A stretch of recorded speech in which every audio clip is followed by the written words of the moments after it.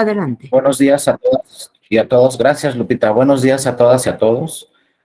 Fíjense que en primer lugar quiero felicitarlas y felicitarlos porque, bueno, ya con esta sesión del día de hoy terminamos con este diplomado del procedimiento especial sancionador, pero pues también quiero decirles que por ahí en la Escuela Judicial Electoral tenemos algunos otros diplomados. Consulten ahí las convocatorias para que si algún otro diplomado de su interés, pues puedan acudir y inscribirse en ellos, ¿no? Hay bastantes, hay diferentes temas, valen la pena algunos. Entonces, si no los han tomado, pues sí vale la pena que revisen ahí qué temas les interesan y los puedan tomar, ¿no? Bueno, para terminar las sesiones del procedimiento especial sancionador, como nos quedamos ayer, vamos a ver rápidamente en esta sesión del día de hoy, pues algunos temas importantes que ha resuelto la Sala Superior en los últimos años. Vamos a empezar solamente señalando este artículo primero de la Constitución, que es muy importante, ¿no? El primero de la Constitución nos dice que en los Estados Unidos mexicanos todas las personas gozarán de los derechos humanos. ¿De qué derechos humanos? Pues de los que están reconocidos en la Constitución y también de los derechos humanos que están reconocidos en los tratados internacionales. Y de entrada nos podemos pensar, pues, ¿qué tiene que ver esto con el PES? Pero como ya lo señalamos en la sesión de ayer, pues el procedimiento especial sancionador no solamente es un procedimiento para sancionar, también es un procedimiento que en muchos casos se trata de proteger los derechos políticos de las personas. No solamente, insisto, con el PES se va a sancionar, sino con el PES vamos a tener un medio de impugnación, aunque así no lo señale directamente la ley como un medio de impugnación, pero en realidad vamos a tener un medio de impugnación que va a proteger derechos políticos también de las personas. Eso sí es una conclusión que debe de quedar muy clara. No solamente con el PES se va a sancionar a las personas que resulten responsables o a los partidos políticos o a las candidaturas, también con el PES vamos a tener un procedimiento que puede restituir los derechos de las personas, sobre todo los derechos políticos, cuando estos se tilden o se estimen vulnerados por las personas. Entonces tiene dos finalidades muy importantes el PES. En muchos casos, pues, que no se vulnere la equidad en la contienda, como ya lo vimos el día de ayer, pero en otros casos también tiene la finalidad muy importante de restituir la vulneración, en su caso, de algunos derechos políticos en su virtud de derechos humanos. La Constitución, acuérdense, en este artículo primero, nos habla de derechos humanos, pero acuérdense que los derechos humanos pues tienen dos clasificaciones. Pasamos de derechos humanos a derechos fundamentales. ¿Cuáles son los derechos fundamentales? Ya lo hemos visto. Son los que protege ya directamente nuestro país. Entonces, los derechos humanos que se encuentran en la Constitución y los derechos humanos que se encuentran en los tratados internacionales obligatorios para México, los que suscribe el Ejecutivo y ratifica el Senado, todos esos derechos humanos que están plasmados en esos documentos son derechos humanos que debe proteger el Estado mexicano. Entonces, pasan a la segunda categoría de derechos fundamentales. Y después los derechos fundamentales, como ya vimos, también se dividen en diversos tipos de derechos. Entre ellos tenemos los derechos políticos que marca nuestro artículo 35 de la Constitución, derechos de votar, derecho a ser votado, derecho de asociación, derechos de afiliación y otros derechos que cuando se relacionan con la materia político-electoral se entienden también como derechos políticos. Como ya lo vimos, la libertad de expresión, el derecho a la información y la libertad de prensa son derechos fundamentales, son derechos políticos y también el Tribunal Electoral debe darle una amplia protección a estos derechos. Entonces, cuando se presenta un PES, muchas veces se revisa, se analiza si se debe sancionar y en otros casos se revisa y se analiza si hay que darle protección más amplia a estos derechos tan importantes como la libertad de expresión, el derecho a la información y la libertad de prensa, entre otros derechos relacionados con la materia político-electoral. Entonces, para concluir con este diplomado, sí es muy importante que les quede claro que, bueno, el Tribunal Electoral, vía los procedimientos especiales sancionadores, también tiene facultades para proteger estos derechos humanos que nos señala la Constitución en su artículo primero. Y como nos dice la Constitución, ¿no? Las normas relativas a los derechos humanos se interpretarán de conformidad con la Constitución, con los tratados internacionales, favoreciendo en todo tiempo la protección más amplia. Entonces, cuando se presenta un pez y hay dudas si se debe de proteger o no se debe de proteger un derecho político, pues nos dice la Constitución, hay que buscar la interpretación favorable para darle a este derecho la protección más amplia. Y finalmente, en los últimos párrafos de este artículo muy importante, nos señala quiénes deben de proteger los derechos políticos, en este caso de todas las personas, pues nos dice la Constitución, todas las autoridades.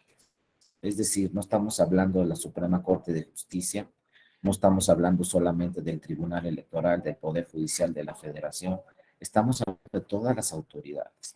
Entonces es una función también para los institutos estatales electorales y el propio Instituto Nacional Electoral darle protección a estos derechos humanos, como son libertad de expresión y derecho a la información, atendiendo a un principio, a varios principios, pero uno de los más importantes es el de progresividad. Es decir, siempre, como ya lo señalamos, buscando una interpretación favorable para proteger estos derechos humanos. Por eso el PES, finalmente su naturaleza era proteger la equidad en la contienda, pero también actualmente su naturaleza es proteger derechos políticos de los que participan en un proceso electoral, como la libertad de expresión, insisto, y el derecho a la información. ¿Qué criterios ha emitido últimamente el Tribunal Electoral del Poder Judicial de la Federación? Vamos a revisar solamente algunos, como este, ¿no? La jurisprudencia 12 del 2015 nos señala temas sobre la propaganda personalizada de los servidores públicos y elementos que se necesitan para identificar esta propaganda personalizada. Pero lo que trata siempre o lo que busca el objetivo del 134 de la Constitución es proteger la equidad en la contienda, buscando evitar que se afecte con la aplicación imparcial de recursos públicos asignados a los sujetos que tienen a su cargo, pues manejar obviamente los recursos públicos. No se trata, fíjense tanto, este 134, luego podemos incurrir en ese error. El 134 no trata de limitar la libertad de expresión y el derecho a la información mediante los servidores públicos. No trata, insisto, el 134 de la Constitución, pues limitar la libertad de expresión de los servidores públicos.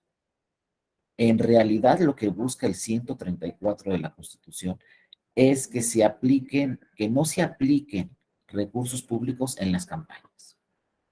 De eso se trata. Entonces no nos podemos confundir sobre la libertad de expresión de un servidor público frente a la utilización de recursos públicos.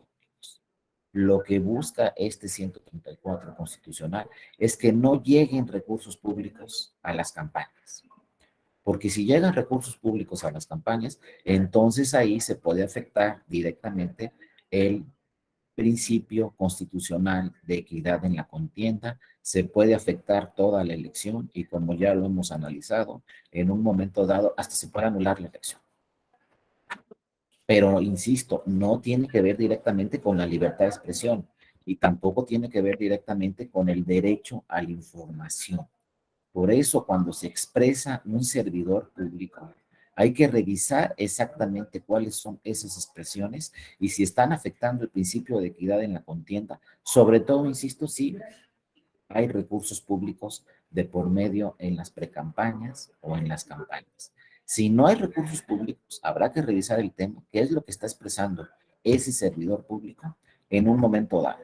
Y ya últimamente ha emitido algunas sentencias la Sala Superior muy interesantes, donde dice que la actuación de los servidores públicos no es igual para todos. ¿A qué me refiero? No es lo mismo que se exprese un sobre algún tema político a que se exprese, por ejemplo, el secretario de Desarrollo Social, ¿no? De alguna entidad federativa, o el secretario o la secretaria de Desarrollo Social federal, de alguna forma coaccionando, ¿no? Por ejemplo, la entrega de programas sociales, coaccionando a la ciudadanía con esta entrega de programas sociales para que voten a favor o en contra de alguna candidatura o de algún partido político. Eso obviamente debe de sancionarse. Y como tenemos un ejemplo muy claro, en el caso de Colima se sancionó y llegó a tal magnitud esa sanción, donde el secretario de Desarrollo estaba de alguna forma coaccionando el voto de las ciudadanas y los ciudadanos a través de la entrega de programas sociales, pues eso provocó en el estado de Colima que se anulara la elección de la gobernatura y que se convocara elecciones extraordinarias, porque es un servidor público que obviamente todo lo que diga, todo lo que señale, pues tiene que ver directamente con la ciudadanía y con los procesos electorales. Pero insisto, no es lo mismo que se exprese el secretario de Desarrollo Social de alguna entidad federativa a que se exprese un legislador. La libertad de expresión es diferente, ¿no? Lo que señale un secretario, lo que señale una gobernatura, un gobernador, una gobernadora, un presidente municipal, una presidenta municipal deberá estudiarse y analizarse a fondo, pero están en diferentes condiciones. Que se exprese, por ejemplo, una senadora, un senador, un diputado, una diputada que representan a la ciudadanía, es diferente que se exprese un servidor público de esta calidad, siendo representante de la ciudadanía, a que se exprese, por ejemplo, pues un secretario, como vimos, de desarrollo social o una persona pues que tenga un cargo muy importante como presidente municipal y que pueda influir en su electorado, esa expresión. Siempre habrá que revisar de qué se trata expresión, qué está diciendo en esa expresión, si se está coaccionando al voto o no se está coaccionando al voto, pero insisto, el 134 lo que busca siempre el 134 es aplicar con imparcialidad los recursos públicos y que no se afecte la equidad en la contienda. El 134 debe quedarnos entonces claro, habla de recursos públicos en las campañas y que los recursos públicos en las campañas pueden afectar un proceso electoral. De eso habla más o menos esta jurisprudencia del 2015, ¿no?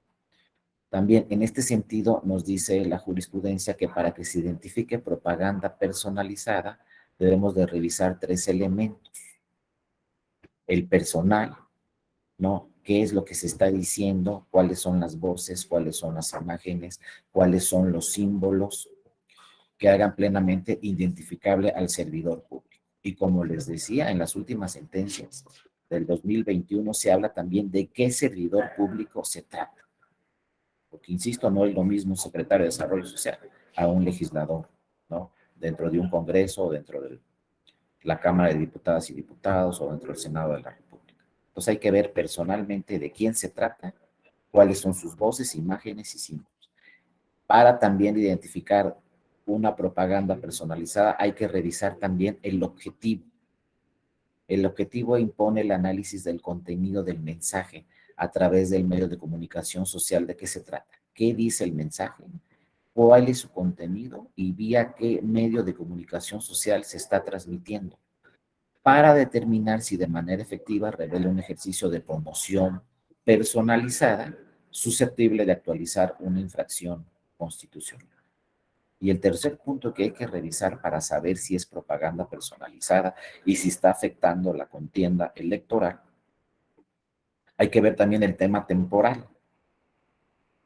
Entonces resulta evidente establecer si la promoción se efectuó iniciando formalmente el proceso electoral o se llevó a cabo fuera del mismo, porque no, obviamente no va a impactar de la misma forma si esta propaganda fue antes de que iniciara el proceso electoral, antes de que iniciaran las campañas, o ya iniciadas las campañas, o fue durante los últimos días de la campaña, o fue durante la veda, del proceso electoral, o sea, cuando debemos estar en silencio los últimos 3 días antes de que inicie el proceso electoral. Entonces hay que ver siempre también este factor temporal para generar presunción de que la propaganda tuvo propósito de incidir en la contienda. Hay que ver si esa propaganda, su propósito era afectar en la contienda electoral, ¿no? Eso también es muy importante, pero siempre que revisemos todos estos temas de la propaganda personalizada, el tema personal, el objetivo y el personal, el temporal, perdón, no hay que dejar pasar que la libertad de expresión, el derecho a la información son derechos fundamentales que también cualquier tribunal debe de proteger. Entonces hay que ver hasta dónde llega esa promoción personalizada, si está afectando un proceso electoral y hasta dónde tenemos que proteger estos derechos políticos de quien esté generando esa propaganda personalizada. Les digo, son temas muy complejos, muy delicados, hay una línea muy delgada entre proteger la equidad en la contienda y proteger los derechos políticos de las personas. También tenemos una jurisprudencia del 2015, la 30, que nos habla de adquisición indebida de tiempos en radio y televisión. Esto también ya lo platicamos. Antes pues se defendían los partidos políticos y las candidaturas y decían, no, yo no adquirí tiempos en radio y televisión porque no hay un contrato. Yo no contraté tiempos en radio y televisión, no hay ningún contrato de por medio, entonces no es mi culpa que por ahí haya aparecido de repente en el radio o de repente en la televisión. A veces eran actos simulados y entonces como no había un contrato de por medio, pues no se podía sancionar en la mayoría de los casos a esos partidos políticos o a esas candidaturas si aparecieron en radio y televisión, porque decían, pues yo no firmé ningún contrato. Y entonces, pues no hay forma de que se acredite ese tema. Sin embargo, acuérdense, con la reforma de 2014, pues se introdujo en la ley y también en las causales de nulidad la palabra adquisición. Y no solamente ahora se puede sancionar por contratar propaganda en radio y televisión fuera de lo que está previsto en la ley y fuera de lo que regula el INE, sino también si adquirimos propaganda política en radio y televisión, podemos ser sancionados como partidos políticos o como candidatos. Y adquirir, pues quiere decir simplemente que aparezca en radio y televisión.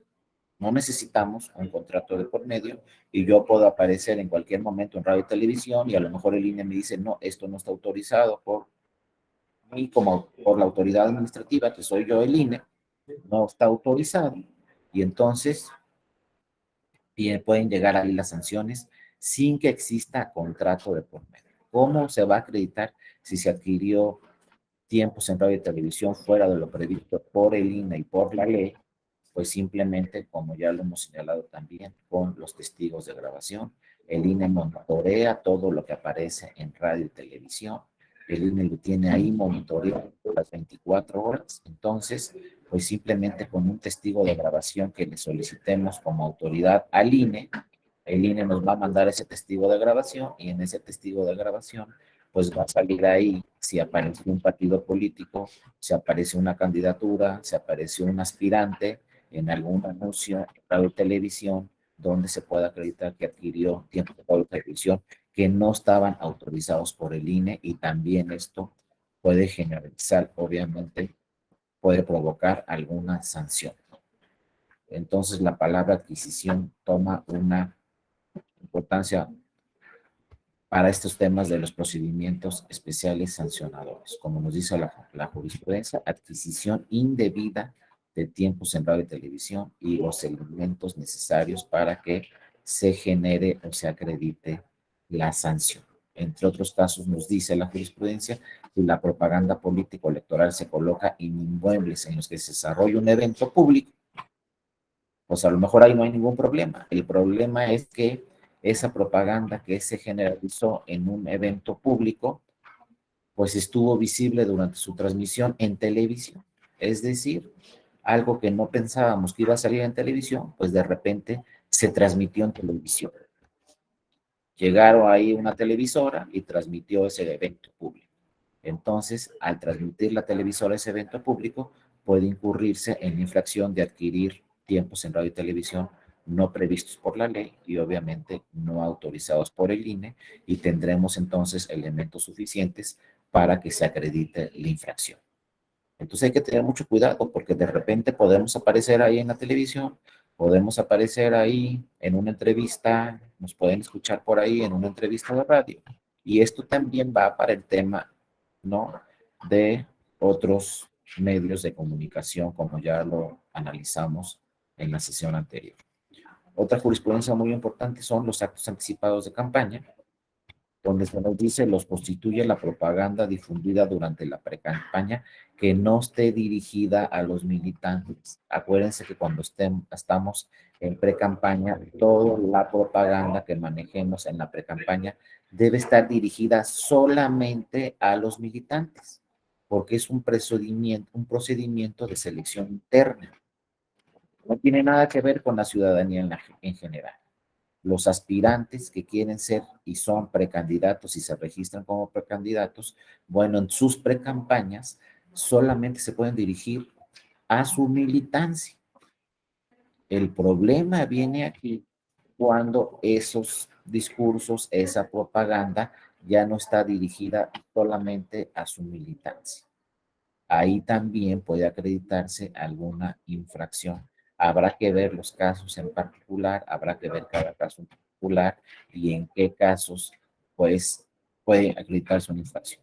Pero deben de tener el debido cuidado cualquier candidatura, cualquier candidata, cualquier candidato, que cuando estén en pre-campaña solamente se dirijan a su militancia, a sus simpatizantes. No se puede hacer propaganda conforme a lo que señala la ley dirigida a toda la ciudadanía, porque entonces esto pues puede afectar obviamente este principio de equidad en la contienda, porque se puede advertir quizá que algún candidato o alguna candidata se está adelantando a la campaña y está tomando ventaja.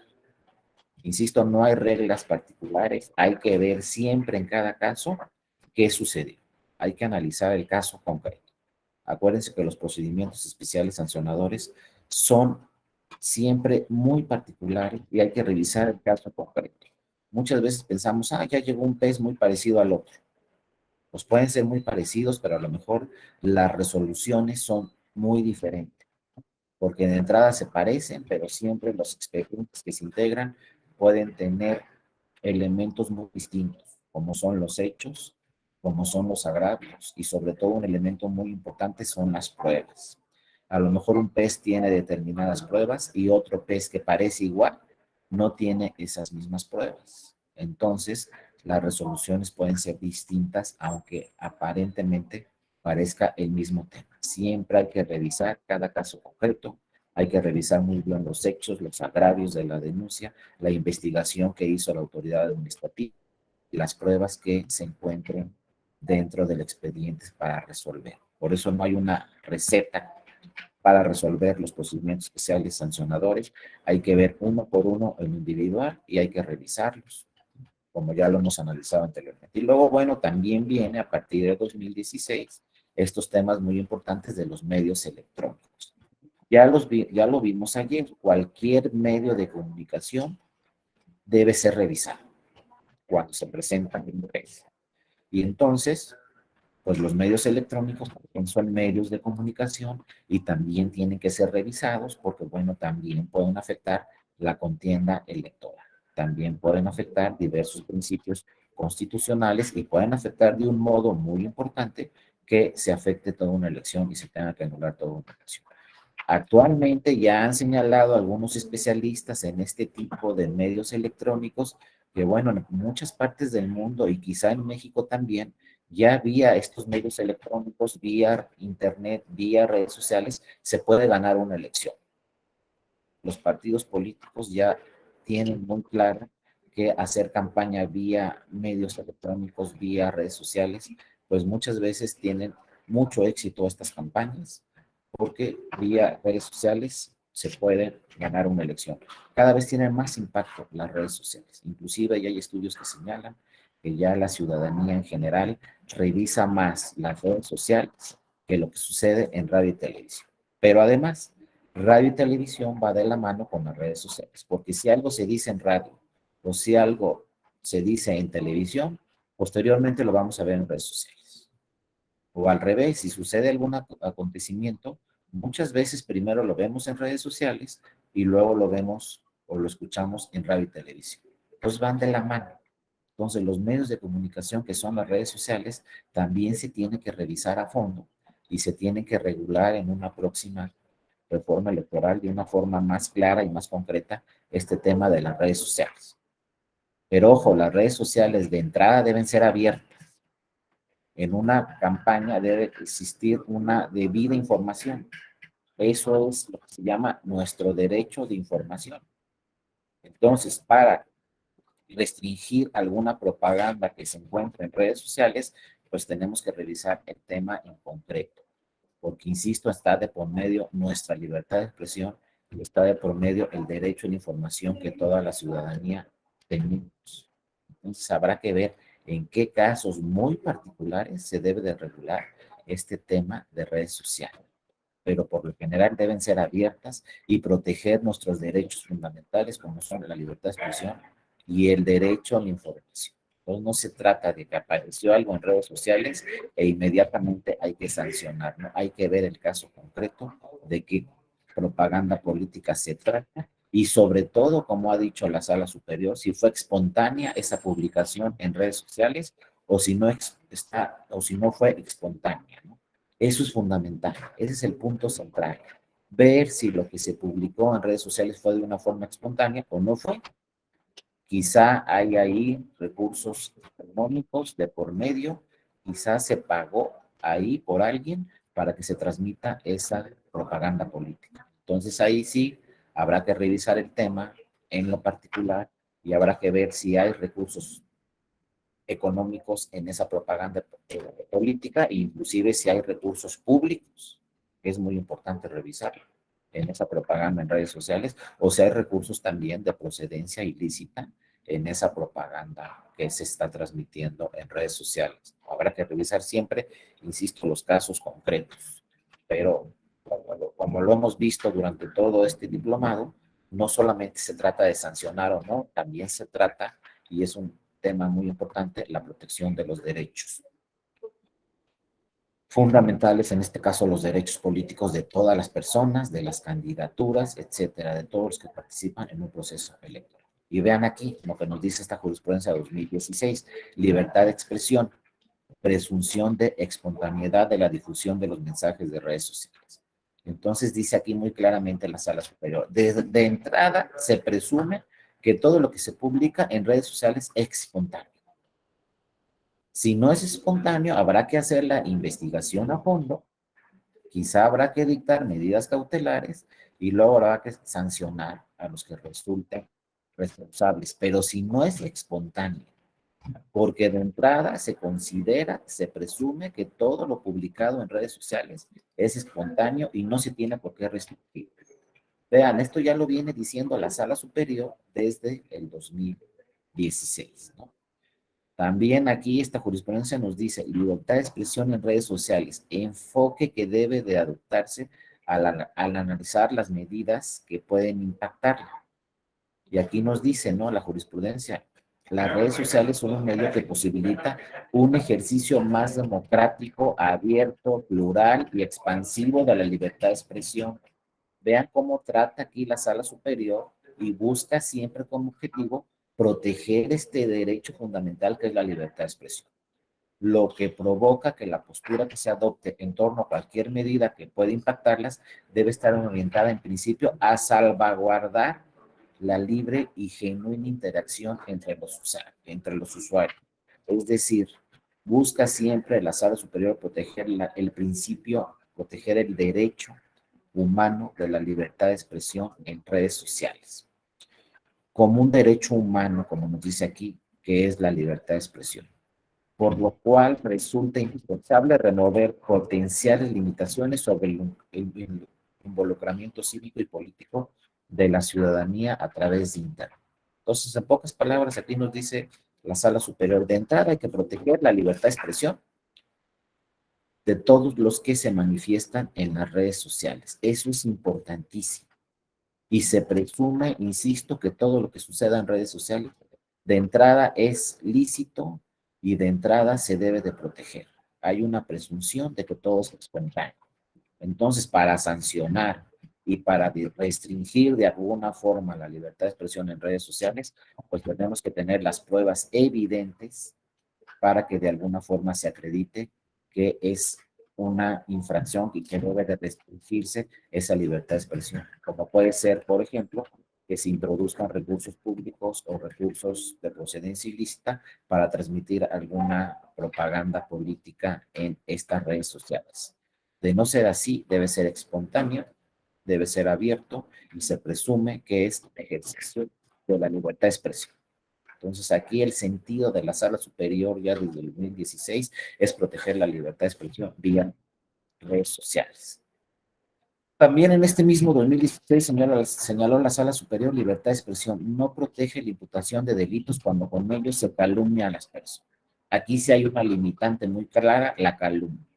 Cuando se calumnia a una persona, cuando se calumnia a una candidatura, eso sí puede provocar, obviamente, que se impongan las infracciones necesarias, las sanciones necesarias, pero también que se dé de baja inmediatamente esa propaganda.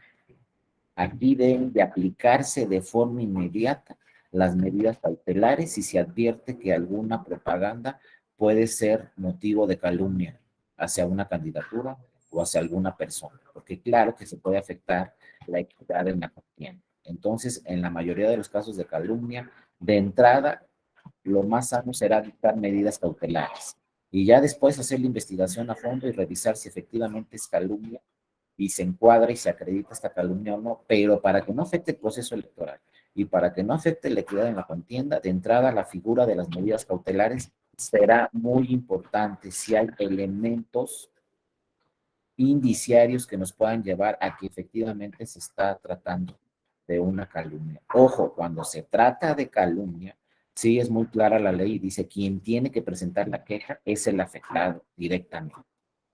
La calumnia no procede de oficio. Quien tiene que presentar la denuncia es el que se sienta afectado directamente de ese tema, ¿no?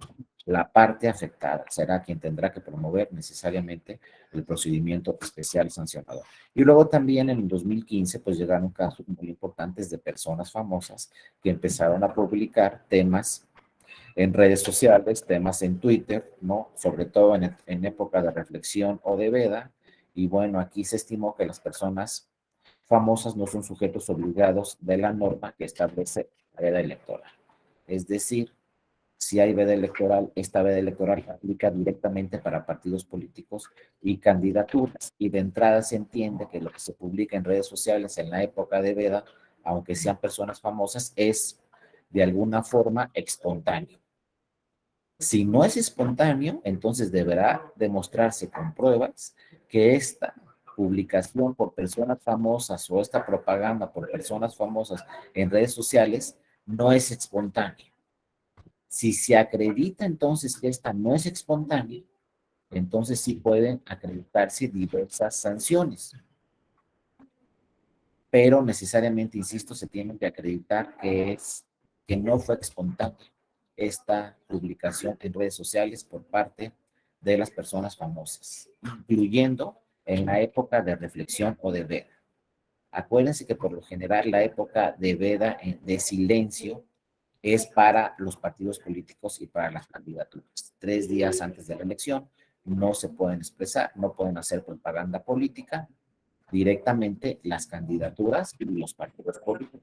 Para eso aplica ese tema de la veda y reflexión del voto. No aplica directamente para personas físicas, para personas morales y sobre todo, que ahorita vamos a ver, no aplica directamente en la época de veda para los periodistas. La veda es para partidos políticos, para candidaturas. Si hay publicaciones en redes sociales durante esta época de veda, habrá que ver si esas publicaciones, insisto, como dice aquí este caso, fueron espontáneas o en su caso, si no fueron espontáneas y queda debidamente acreditado en el expediente que no fueron espontáneas, entonces sí podrá acreditarse alguna sanción, ¿no? Y luego viene esta jurisprudencia 15 del 2018. Es fundamental esta jurisprudencia. Esta jurisprudencia es un ejemplo en donde, vía algunos procedimientos especiales sancionadores, lo que hace la Sala Superior es proteger la libertad de expresión y el derecho a la información de los periodistas, ¿no? Como nos dice muy claramente, vean, aquí no se sancionó, al contrario, aquí se le dio una protección reforzada a los periodistas, un manto jurídico protector, más allá de lo que señala la ley, dice la Sala Superior, les vamos a dar una protección reforzada a los periodistas en el ejercicio de sus derechos humanos, de la libertad de expresión, del derecho a la información que tenemos todas las personas y de la libertad de prensa. Este es un caso muy importante, esta jurisprudencia, donde la Sala Superior, vía los procedimientos especiales sancionadores, no está sancionando, lo que está haciendo es proteger diversos derechos fundamentales de todas las personas e directamente aquí de los periodistas, ¿no? Y nos dice la jurisprudencia, protección al periodismo, criterios para desvirtuar la presunción de licitud de la actividad periodística. Entonces, conforme a lo que señala la Constitución y diversos tratados internacionales, dice la jurisprudencia, se advierte que la libertad de expresión, incluida la de prensa, en principio implica la inviolabilidad de difundir opiniones. Pueden darse cualquier opinión por parte de los periodistas, información, ideas a través de cualquier medio de comunicación. Por ello, la labor periodista goza de un manto jurídico protector a constituir el eje central de la circulación de ideas y de la información pública. Es decir, los periodistas son el eje central para que nosotros como ciudadanas y ciudadanos estemos debidamente informados. Entonces, si los periodistas son el punto central para la circulación de ideas y que nosotros estemos debidamente informados, pues obviamente va a ser muy difícil restringir su derecho de libertad de expresión, su derecho de información y su libertad de prensa. Va a ser muy difícil restringir en un Estado democrático. Por eso así lo dice la Constitución, digo la jurisprudencia. En este sentido, la presunción de licitud de la que goza dicha labor periodística solo podrá ser superada cuando exista prueba en contrario. Entonces nos dice, de entrada se presume que todo lo que señalan los periodistas es lícito en ejercicio a su labor periodística. Para entonces restringir su libertad de expresión, necesitamos prueba en contrario.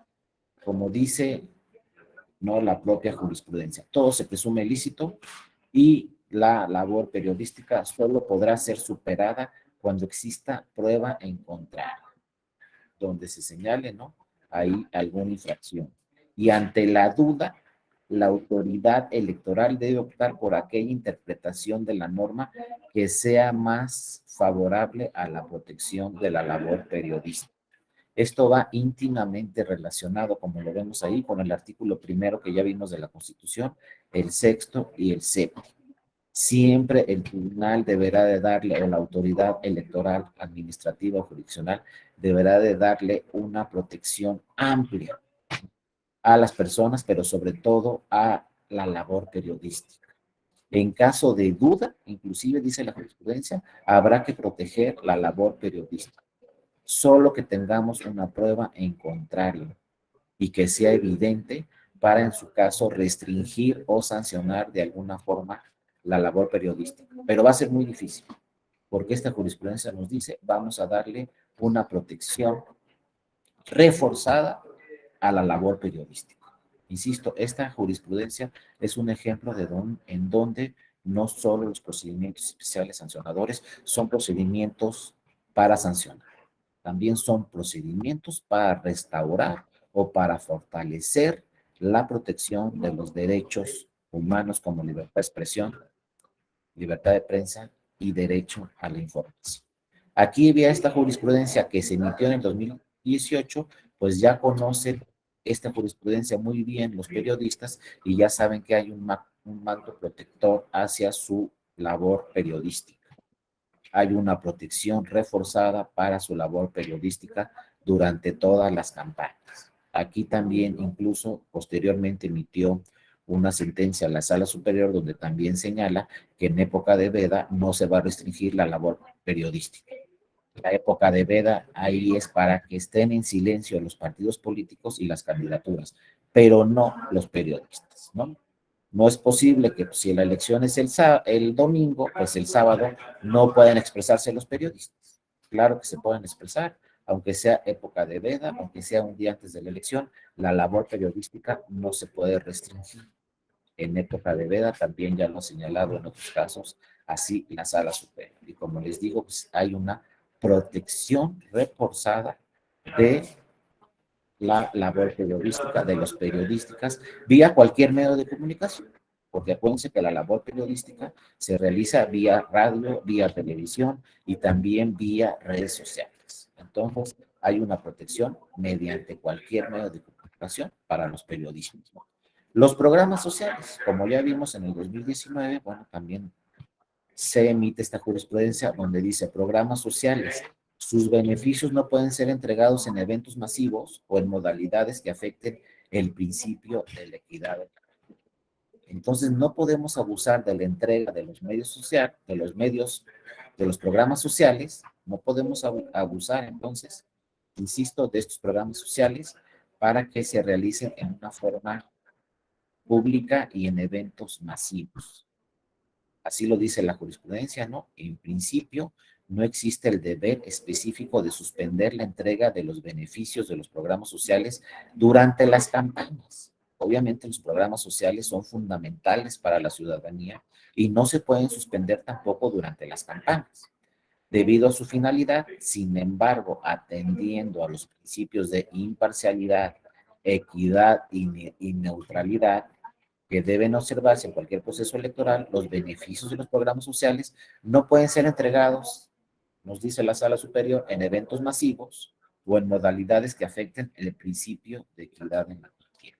Simplemente esa es la restricción, no puede ser un evento masivo que en un momento dado pudiera provocar que se afectaran estos principios como el de equidad, neutralidad e imparcialidad. Esta también es muy interesante, esta tesis que nos habla integrantes de las legislaturas. Vean, también son servidores públicos, pero no tienen el mismo tratamiento que otros servidores públicos. Vean aquí como nos dice esta tesis 2019. Servidores públicos integrantes de las legislaturas pueden acudir a actos partidistas si son dirigentes de un partido para realizar funciones de representación, siempre que no descuiden sus labores ni usen recursos a su cargo. Entonces aquí nos está diciendo en pocas palabras esta tesis, pues un legislador o una legisladora sí puede acudir a actos partidistas, porque también pueden ser dirigentes de los propios partidos políticos. La única condición antes es que no descuiden sus labores dentro de el poder legislativo, sus labores dentro de la Cámara de Diputadas y Diputados, o sus labores dentro del Senado de la República, o sus labores dentro de un Congreso estatal. Es decir, si tienen sesión en el Congreso, pues no van a poder acudir, obviamente, a un evento, a un acto partidista. Pero si no hay sesión, sí lo pueden hacer. Ojo, aunque sean servidores públicos, simplemente hay que revisar que no se introduzcan en ese acto político recursos públicos, ¿no? Y así nos dice la jurisprudencia, en cuanto a integrantes de legislaturas, se ha considerado que poseen un carácter bidimensional por ostentar ese cargo de elección popular y ser militantes de partidos políticos. O sea, son legisladores y al mismo tiempo son militantes de partidos políticos. También se ha determinado que las servidoras y los servidores públicos vulneran el artículo 134 de la Constitución cuando desatiendan sus funciones por acudir a un acto partidista. Sin embargo, esa infracción no se actualiza de manera automática, en tanto se deben de analizar las características de cada caso y, por supuesto, las particularidades de la persona denunciada. Aquí, en pocas palabras, la jurisprudencia nos está diciendo hay que ver de qué servidor público se trata y cuáles son sus funciones y que este servidor público no desatienda sus actividades primordiales, en este caso dentro de un congreso o dentro del Congreso de la Unión.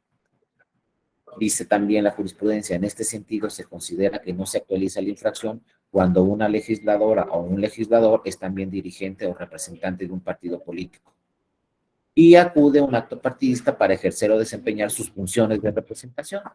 Como yo les decía, una legisladora, un legislador, pues son representantes de todos nosotros, son representantes de toda la ciudadanía, entonces también tienen otros derechos que no se pueden limitar, por ejemplo, acudir a actos partidistas. Sin embargo, aquí viene la restricción, no pueden disponer o usar recursos materiales y humanos asignados a su función parlamentaria. No nos podemos traer recursos públicos a un acto partidista. Eso es de lo que nos habla el 134 de la Constitución. No introducir recursos públicos a las campañas, a las precampañas, a actos partidistas. Más de que, más, eso es más importante de cómo se puede expresar un legislador durante una campaña o durante una precampaña. Más importante que sus expresiones es sobre todo que no se introduzcan recursos públicos, porque eso sí entonces puede afectar directamente la equidad de la contienda, ¿no? Esa tesis también es muy importante que habla sobre los legisladores. Ahora, también tenemos este juicio electoral 128-2021. Nos habla servidores públicos, ya no hablamos de la legisladora, solo los legisladores, cualquier servidor público que esté sujeto a un horario de labores. Porque, ojo, aquí también hay distinción. Hay servidores públicos sujetos a un horario de labores y hay servidores públicos no sujetos a un horario de labores. ¿Quién no está sujeto a un horario de labores? Por ejemplo, una presidenta o un presidente municipal, pues no tiene horario de labores, siempre va a ser presidenta o presidente municipal y siempre tiene que trabajar, ¿no? Las 24 horas del día, quizá los 7 días de la semana. Una gobernadora o un gobernador, pues tampoco es un servidor público sujeto a horario de labores, pero otras personas sí. Por ejemplo, una persona que trabaje dentro de un ayuntamiento, pues es una persona que tendrá un horario. Quizá puede ser, por ejemplo, de 8 a 16 horas, de las 8 a las 4 de la tarde. Entonces, pues claro que puede acudir a un evento proselitista, pero en una hora inhábil. Esa es la única diferencia.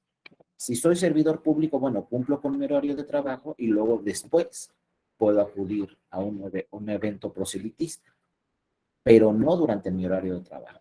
Y si estoy en mi horario de trabajo como servidor público y acudo a una campaña, a una precampaña, etcétera, estoy utilizando recursos públicos. Y a lo mejor me dicen, pero ¿por qué si tú no tienes a tu cargo ningún recurso público? A lo mejor, ¿no? No tienes la responsabilidad de recursos públicos dentro de tu cargo, dentro del ayuntamiento. Bueno, no, pero a mí me están pagando para estar en el ayuntamiento de 8 a 4 de la tarde. No me están pagando para estar en un evento proselitista, en una campaña, por ejemplo, a las 12 del día. Entonces ese sueldo son recursos públicos y estoy utilizando mi sueldo para estar en un acto de campaña.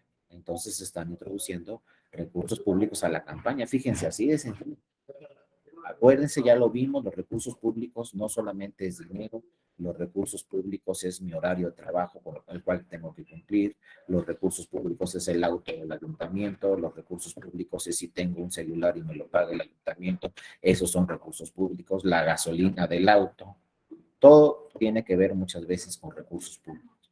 Entonces, aquí como servidor público, pues tengo mi derecho también fundamental de libertad de expresión, de derecho a la información, mi derecho de acudir a un evento proselitista, de acudir a una campaña como militante, como simpatizante. Tengo ese derecho, pero también tengo las limitantes de que si soy servidor público, pues no lo voy a poder hacer en un horario hábil. Tendrá que ser en una hora inhábil. Aquí está, este criterio lo confirmó el año pasado la Sala Superior, servidores públicos sujetos a un horario de labor. También se señalan los elementos mínimos que se requieren para admitir un PES o una queja. En este mismo asunto, ¿no? Se señalaron los elementos mínimos que se requieren para admitir una queja. Y los elementos mínimos son, obviamente, que llegue la queja con hechos claros. Podemos llegar y presentar una queja ante la autoridad administrativa con circunstancias generales, ¿no? Pues pasó esto sin decir exactamente en qué momento sucedió, cuándo sucedió y en qué lugar sucedió. Lo que se llama en el derecho procesal electoral las circunstancias de modo, tiempo y lugar. Yo cuando presente una denuncia tengo que acreditar elementos mínimos y de esos elementos mínimos son hechos claros. ¿Qué sucedió? ¿Cuándo sucedió? ¿Y en qué lugar sucedió? Eso es fundamental en una denuncia. Si presento una denuncia con un hecho genérico sin acreditar elementos mínimos, hechos claros, pues quizá me desechen mi denuncia porque no estoy diciendo nada en concreto. Tengo que decir dónde sucedió, cuándo sucedió y en qué lugar sucedió, las circunstancias de modo, tiempo y lugar. Pruebas mínimas de que tales hechos acontecieron y pueden constituir una infracción electoral. Es decir, no puedo llegar en una queja y solamente narrar una serie de hechos. Tengo que tener por lo menos pruebas mínimas de que esos hechos pueden ser algún tipo de indicio para que se acredite alguna infracción. Por lo menos tengo que presentar 2 o 3 pruebas mínimas para que se le dé entrada a esa denuncia. Con esto se trata de evitar que se presenten denuncias solamente por presentarse, sin que se narren circunstancias de modo, tiempo y lugar y sin que se presenten pruebas mínimas. Necesitamos hechos claros y pruebas mínimas para que se le dé trámite a esa denuncia. Este también asunto 163-2018, este REP 163-2018, nos habla de qué sucede, como les decía, con los titulares del Poder Ejecutivo, qué sucede con un presidente, una presidenta municipal, qué sucede con una gobernadora o un gobernador, que pues son obviamente servidores públicos de mando superior muy importantes y que además no tienen un horario de trabajo. Y entonces nos dice este asunto. Titulares del Poder Ejecutivo en campañas tienen características particulares que dan una mayor visibilidad frente a la ciudadanía. Es decir, pues prácticamente toda la ciudadanía los conoce, tienen un cargo unipersonal, facultades de mando y dirección, ejecutan programas sociales y recursos públicos. Uso también tienen el uso de la fuerza pública. Entonces, obviamente aquí el grado de mesura durante las precampañas y las campañas de una gobernadora, de un gobernador, debe ser muy importante. Deben de guardar entonces un grado máximo de mesura a fin de no romper con los principios de equidad en la contienda y neutralidad en el uso de recursos públicos. Es decir, si soy presidenta municipal o si soy gobernadora, pues tengo que cuidar muchísimo este tema de una campaña, de una precampaña, porque pues manejo obviamente programas sociales, manejo recursos públicos y esto puede afectar fácilmente la equidad en la contienda. Entonces mi grado de mesura debe ser mucho mayor que cualquier otro servidor público. Esto también lo dijo pues, la Sala Superior en 2018. Y finalmente, viene otro tema que con este tema vamos a concluir. Ya vimos los temas los más interesantes y con este tema vamos a concluir. Siempre, ojo, que pensemos en los procedimientos especiales sancionadores. Tenemos que pensar en 2 puntos muy importantes. Y con esto vamos a concluir el diplomado, ¿no? El primer punto, los procedimientos especiales sancionadores, como ya lo platicamos constantemente, no solo son procedimientos para imponer sanciones. Los procedimientos especiales sancionadores también son procedimientos para proteger derechos políticos. El artículo primero de la Constitución es fundamental. El artículo primero de la Constitución, como ya vimos, nos dice hay que proteger derechos humanos. ¿Quiénes? Todas las autoridades, hay que darles una protección más amplia y hay que cumplir, entre otros, con el principio de progresividad. Ese principio de progresividad nunca se les olvide. ¿Qué quiere decir?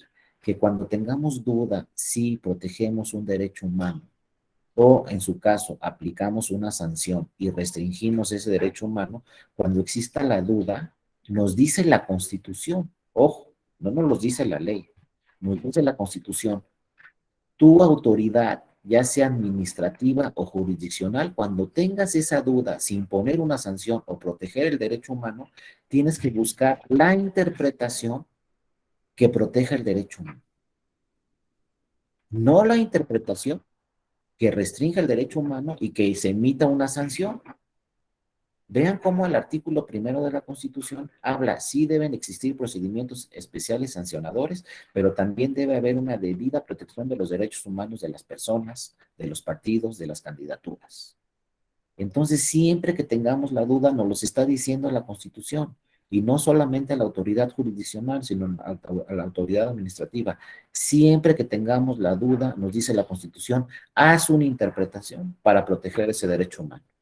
Haz esa interpretación, porque acuérdense que un tribunal puede tener diversas interpretaciones a una norma. Eso es lo normal, tener diversas interpretaciones. No estamos en un sistema formal, no estamos en un sistema cerrado, estamos en un sistema de interpretación. Entonces podemos interpretar a favor de que se imponga una sanción o podemos interpretar a favor de que se proteja un derecho humano, como la libertad de expresión, el derecho a la información.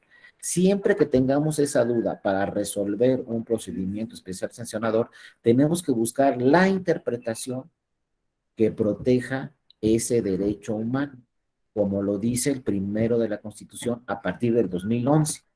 Fíjense, las reglas del procedimiento especial sancionador nacieron en 2007, como ya vimos, pero después tuvimos una reforma constitucional en el 2011 muy importante donde nos dice, debes de proteger los derechos humanos de las personas. Entonces tenemos que hacer interpretaciones progresivas. Ya no podemos hacer interpretaciones solamente garantistas. Garantistas quiere decir proteger el derecho humano, nada más.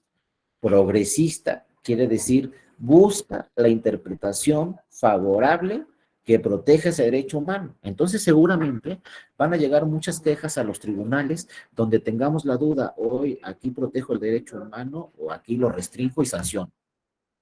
Cuando tengamos esa duda, seguramente tendremos que buscar la interpretación que proteja ese derecho humano y no que lo sancione. Eso nos dice el primero de la Constitución y hay que atender al primero de la Constitución, porque acuérdense, la Constitución, como ya lo vimos varias veces, va más allá de la ley. La Constitución va más allá de cualquier reglamento, más allá de cualquier lineamiento. Y nos dice la Constitución, todas las autoridades debemos de proteger derechos humanos, porque están íntimamente relacionados con los procedimientos especiales sancionadores, pues son libertad de expresión y derecho a la información.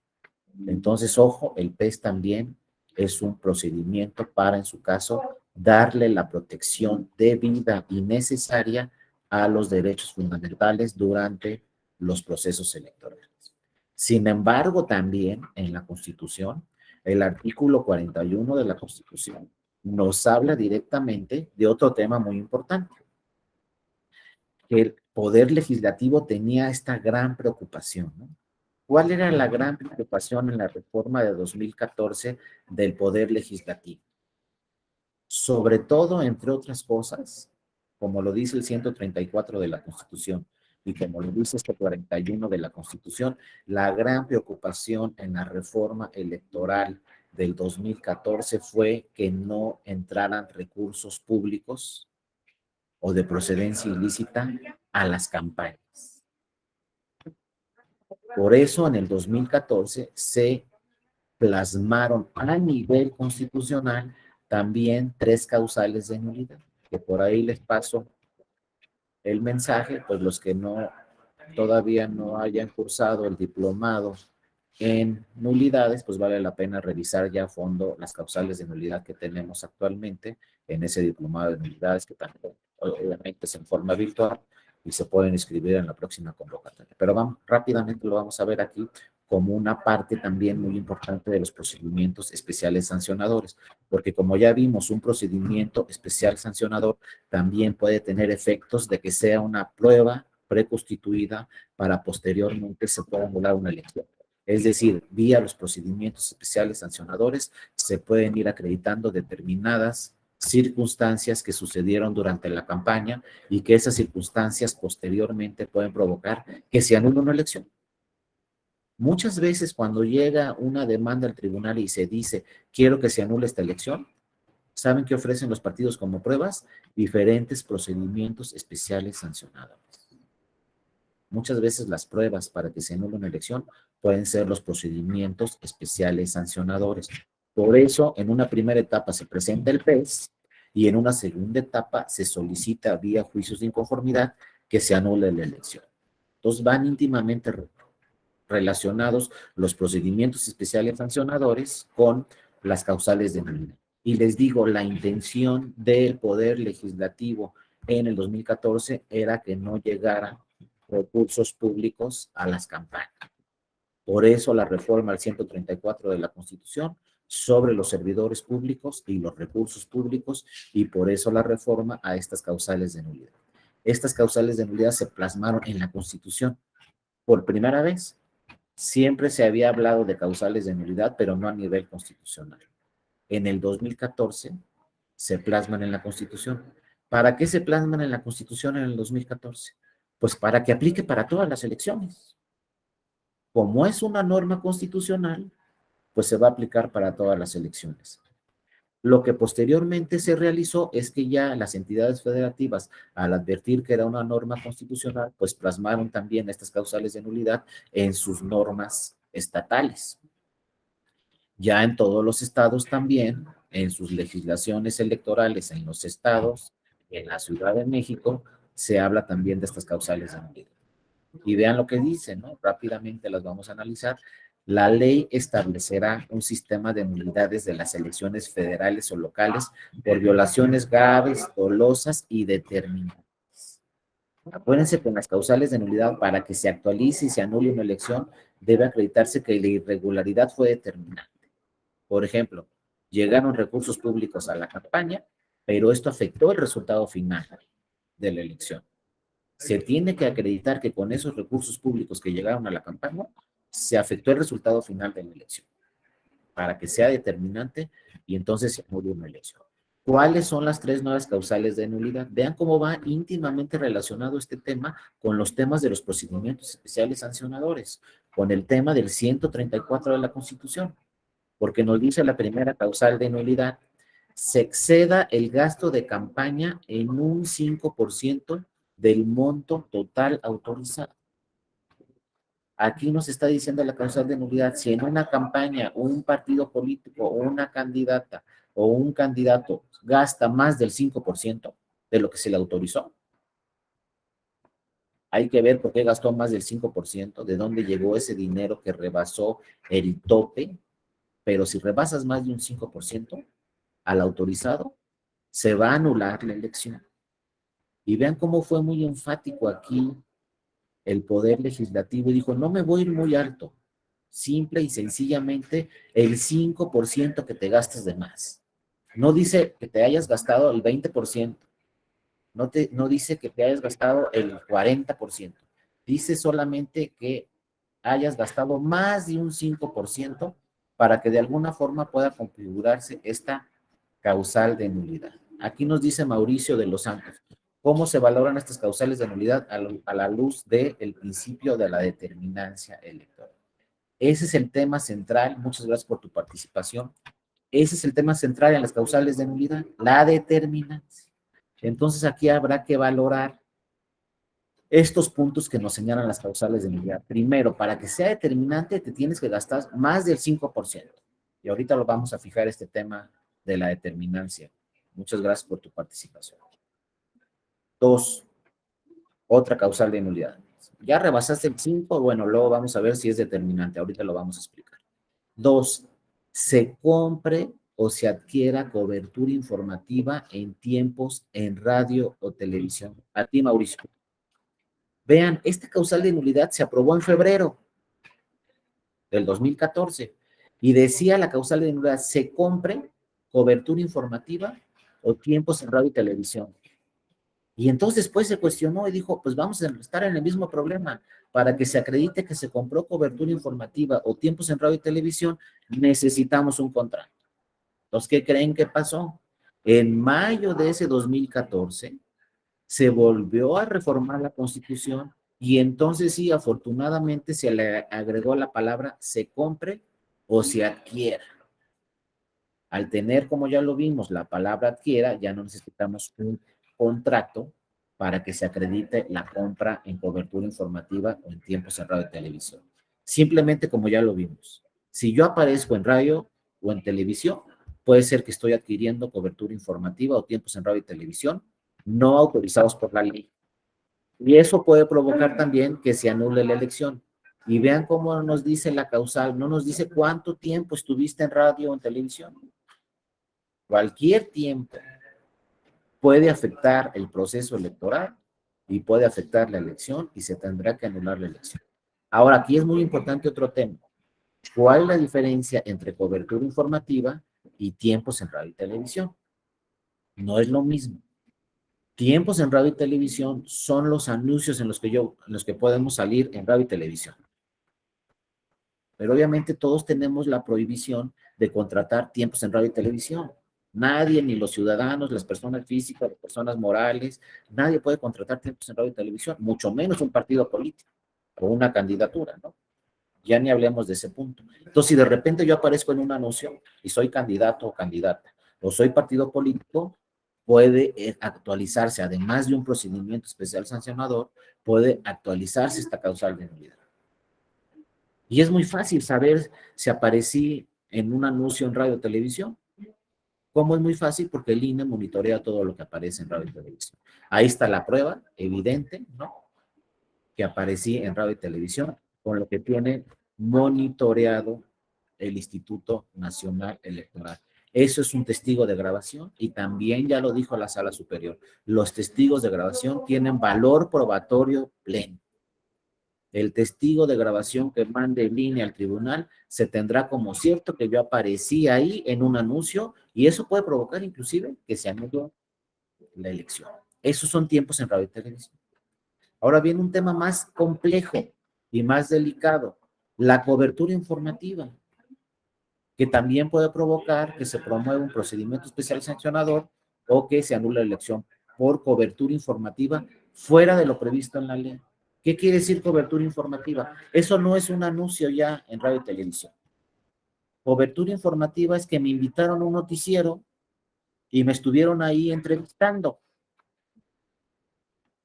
Y entonces ven aquí el problema, derecho a la información, libertad de expresión. Cobertura informativa que no está prevista en la ley y que afecte la equidad en la contienda. ¿Qué hacemos? Dejamos que una candidata o un candidato vaya a un noticiero y tenga cobertura informativa porque lo invitaron, o vaya a varios noticieros en la televisión porque lo invitaron y es cobertura informativa. ¿Es legal o no? Y vean cómo ahí están los principios. Con equidad en la contienda y también ahí están los principios o los derechos, libertad de expresión y derecho a la información. Entonces aquí lo que se ha matizado es, pues no podemos evitar que una candidata o un candidato vaya a un noticiero, porque eso es en ejercicio de su libertad de expresión y el derecho a la información que tenemos toda la ciudadanía.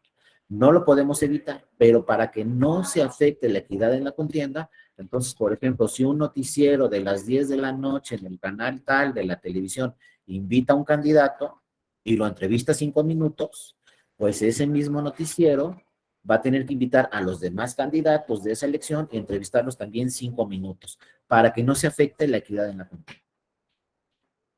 Porque si invitan a un candidato o una candidata, lo entrevistan media hora y luego invitan a los otros y lo entrevistan solamente 5 minutos o no invitan a los otros, eso puede afectar la equidad en la contienda y se puede en su momento dado anular una elección. Entonces vean cómo estamos hablando de un pez primero y después una causal de nulidad.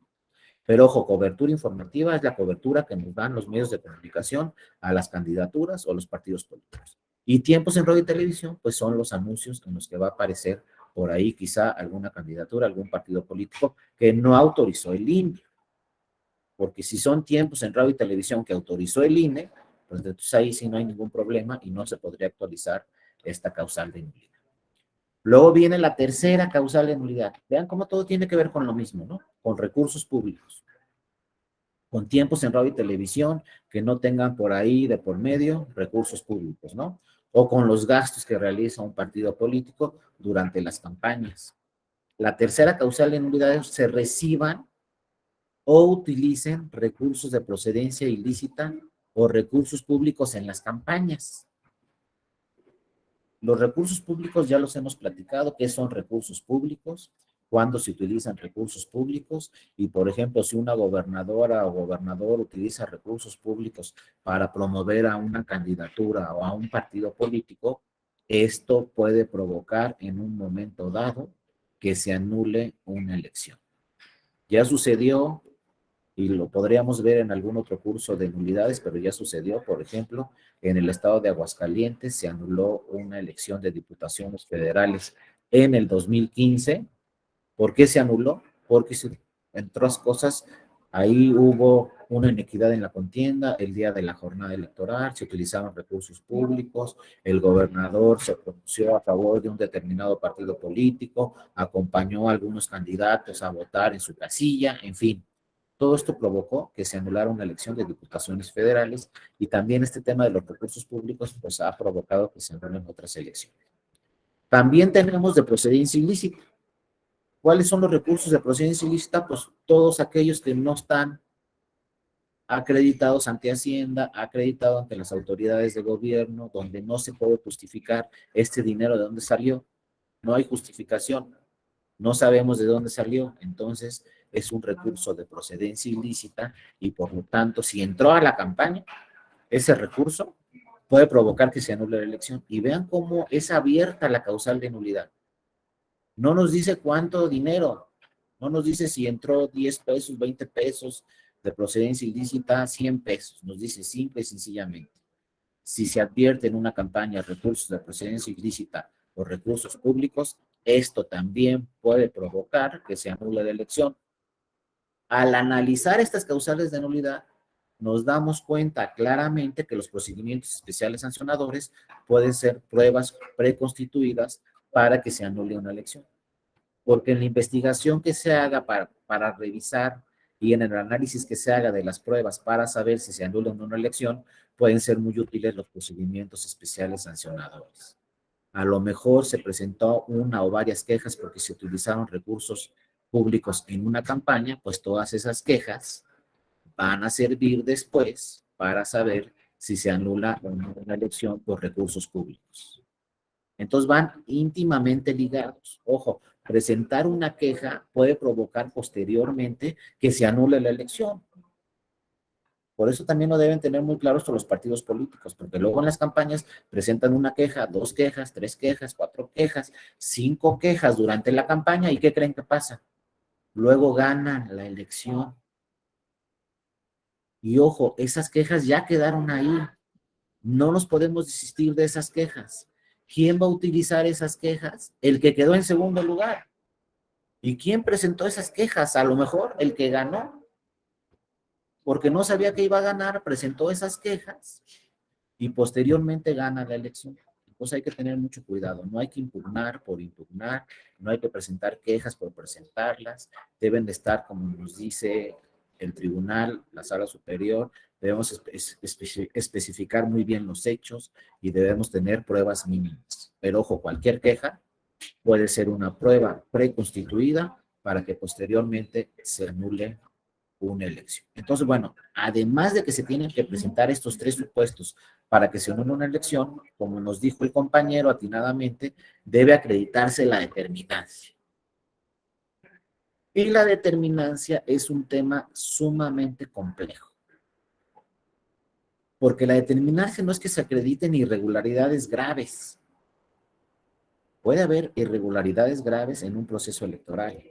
Puede haber irregularidades graves durante la precampaña, puede haber irregularidades graves durante la campaña y puede haber también irregularidades graves durante la jornada electoral. Es decir, en cualquier etapa del proceso electoral se pueden acreditar irregularidades graves. Como nos dice aquí la ley, esas violaciones deberán de acreditarse de una manera objetiva y material. ¿Qué quiere decir objetivo y material? Con pruebas suficientes para que se acredite que efectivamente sucedió esa irregularidad grave. Pero ojo, esto es muy importante. Una irregularidad grave a lo mejor no nos alcanza para anular una elección. Me voy a un ejemplo más sencillo. Por ejemplo, en una casilla. Puede suceder que en una casilla se advierta una irregularidad grave. Pero esa irregularidad grave que se advierte en una casilla, quizá no nos alcanza para anular la votación en esa casilla. Porque también para que se anule la votación en una casilla, se tiene que acreditar que la irregularidad es grave, pero además determinante. Un ejemplo en una casilla. La presidenta o el presidente de la casilla deja votar a 10 personas sin credenciar, que porque dice que son sus vecinos y los conoce, entonces, pues que voten sin credenciar. Se les olvidó en su casa, no hay problema. Y así queda sentado, por ejemplo, en la hoja de incidentes. El presidente de la casilla dejó votar a 10 personas y no tenían credencial, no exhibieron credencial para votar con fotografía, pero el presidente asentó que los conocía y que por tanto podían votar. Entonces yo les pregunto, ¿es una irregularidad grave? Pues claro que sí es grave, ¿no? Es más, es una irregularidad gravísima. ¿Por qué es gravísima? Porque ¿cómo vas a dejar votar a 5 personas que no te exhiben su credencial? Si es un requisito fundamental acudir a la casilla con la credencial. No te exhibieron la credencial y los dejas votar porque dices que son tus vecinos y los conoces. Pues sí es grave, pero luego viene el otro elemento muy importante que preguntaba el compañero. ¿Es determinante? Yo les pregunto, ¿ustedes anularían la votación en una casilla porque 10 personas votaron sin credencial? Pues de entrada decimos sí, porque la violación es muy grave. Bueno, sí, pero afectó el resultado final de la casilla. No, eso es la determinancia. ¿Cómo vamos a saber si afectó el resultado final de la casilla o no? Bueno, son 10 los que votaron sin credencial. Entonces se hace un análisis por parte de los tribunales electorales y se dice, a ver, ¿cuál es la diferencia entre el primero y el segundo lugar? No, pues que el primero y el segundo lugar, la diferencia es de 50 votos. El primer lugar en esa casilla le ganó al segundo por 50 votos. Ah, bueno, entonces al primer lugar le quitamos 10 votos irregulares de estas personas que votaron sin credencial. Sigue ganando el primer lugar por 40 votos. Entonces no es determinante. Y por esos 10 votos irregulares no vamos a anular todos los votos de la casilla. Eso es lo que quiere decir la determinancia, ¿no? Si afectó el resultado final de una casilla o de una elección, esos votos irregulares, por ejemplo. Aquí no, porque si me ganaron por 50 votos y 10 votaron sin credencial, pues me siguen ganando por 40. Entonces esos 10 votos no afectaron el resultado final. Pero ¿qué tal si en la casilla me ganaron por 5 votos y 10 personas votaron sin credencial? Bueno, esos 10 votos sí pudieron haber afectado el resultado final en la casilla y por lo tanto hay que anular los votos de toda la casilla, porque 10 votaron sin credencial y la diferencia entre primero y segundo lugar son 5 votos. Esos 10 votos pudieron darle un cambio al resultado final en la casilla y sí es determinante. Lo mismo sucede en una elección. Por eso nos dice así la Constitución. Dichas violaciones deberán de acreditarse de una manera objetiva y material en una elección, porque estamos hablando de la nulidad de toda la elección. En una elección, las violaciones deben acreditarse de manera objetiva y material. Es decir, tenemos que tener las pruebas suficientes para que se acredite que existió esa violación y que además esa violación fue grave. Pero el segundo elemento que marca la Constitución nos dice, se presumirá que las violaciones son determinantes cuando la diferencia entre la votación obtenida entre el primero y segundo lugar en esa elección sea menor a un 5%. Aquí hay dos temas muy importantes que hay que revisar. Entonces, si la elección es cerrada y la diferencia entre el primero y segundo lugar es menos de un 5%, es muy posible que se anule la elección porque se fija el primer elemento de la determinancia. El resultado fue de menos de 5%, de 1%, de 2%, de 3, 4%. Pues entonces es un resultado muy cerrado y nos dice la causal de nulidad. Entonces aquí se puede acreditar fácilmente la determinancia porque el resultado es muy cerrado. Pero otro elemento que no debemos dejar pasar es que vean cómo dice la Constitución. Se presumirá ¿Qué quiere decir se presumirá? No es un hecho que porque hay violaciones graves y la diferencia entre primero y segundo lugar es de menos de un 5%, se va a anular la elección. De entrada se presume. Y entonces tendremos que revisar las pruebas que integran el expediente a ver si evidentemente se acredita que esa violación afectó el resultado final.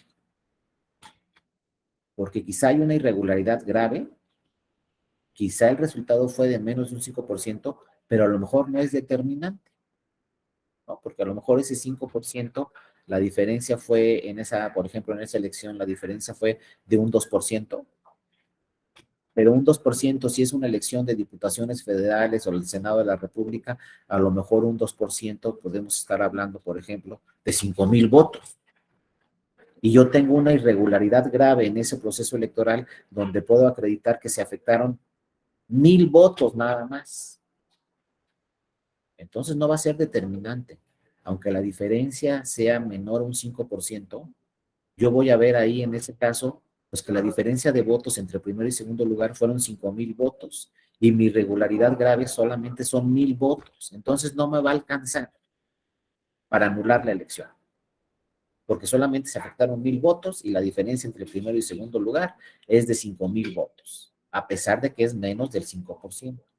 Por eso atinadamente el Poder Legislativo asentó en la Constitución, se presumirá. No en todos los casos se va a anular la elección porque la diferencia es menor a un 5%. Pero ya vamos muy adelantados en que sí se puede anular la elección porque tenemos los dos elementos. Una irregularidad grave que se acredita en forma objetiva y material y que la diferencia en esa elección fue de menos de un 5%. Pero insisto, siempre tendremos que revisar el caso concreto. Ahí nos da a los tribunales electorales esa apertura a la Constitución. No dice, se acreditará que las violaciones son determinantes. Dice la Constitución, se presumirá. O sea, de entrada podemos pensar que sí es determinante. Pero insisto, habrá que revisar el expediente, habrá que revisar las pruebas que obran en el expediente, a ver si efectivamente esa presunción se acredita. Porque quizá esa presunción no se acredite a pesar de que, insisto, la diferencia entre primero y segundo lugar fue de menos de un 5%.